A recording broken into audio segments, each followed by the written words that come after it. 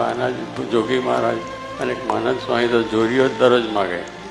સવારે જાય જોરી માગીને જે બેમનોના થાય કે એ લઈ આવે લોટ આવે ત્યારે બાજરાનો લોટ, ત્યારે બાજરાનો નહીં જુવારનો લોટ અને ચોખા થોડા ઘણા આવે એના આવીને મંદિરના ઠાકોરજીનો થાળ થાય ને બધા જમે.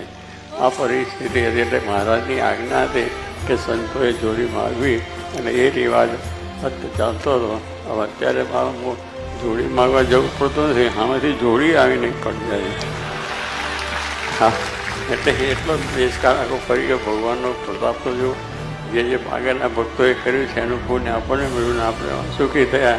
એટલે અમારે ગામ જવું પડતું નથી અને તમારે સીધે આવીને ભગવાનનો પોતાના જોડીમાં બધું કરો છો તો ધન્યવાદ. એટલે કહેવાનું છે કે અમે હું પણ ભણતો હતો અને ખંભાતમાં અને ભાદરણમાં દર રવિવાર એકાદશી દિવસે જોડી માગવા જઈએ અને જમાઈ જાય તો ત્યાં એની આવે જ્યાં એવી રીતે અમારે જોડી ત્યાં જઈને બોલવાનું શું હતું કે તે પહેલેથી જ મારા વખતે જે છે એનું એવી રીતે થતું હતું.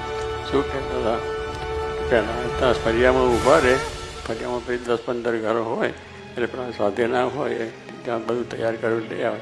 પણ પહેલું એ જયાતાની સાથે અમારે બોલવાનું એટલે સંતો આવ્યા છે એવું ખબર પડે.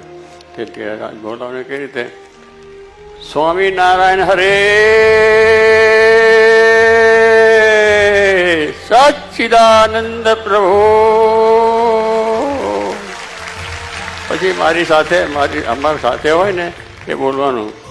વિવેક સાગરને કહ્યું બામણ ગામમાં લઈ ગયો. વિવેક સાગર છે એમને માગેલું નથી કે મને નહીં ફાવે. એમને કોઈ ચાલો તો ખરા, આ તો બધું જોવું. એટલે બામણ ગામમાં લઈ ગયા એવું બોલવું જોઈએ.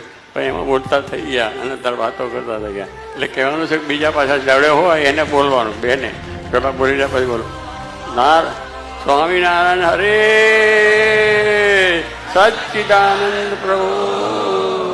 સ્વામિનારાયણ બોલે એટલે આજુબાજુ બધા જે ગામમાં અને ફરિયામાં હોય એ આવે.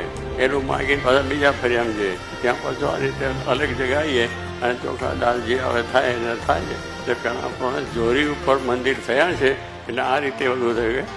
ભિક્ષા માગીને જોરી માગીને જે આવે એમાંથી આ કામ થયું છે. અને આજે ભગવાનની દયાથી અને આ જેવા મહાન જે હરિભક્તો તૈયાર થયા છે.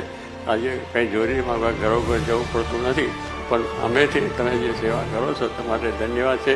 ભગવાન તમને આનંદ ઘણું આપે, તમારામાં સત્સંગ દૃઢ થાય, કુટુંબ પરિવારમાં સુખ્યા થાય અને સમાજમાં પણ શાંતિ થાય. આ સેવા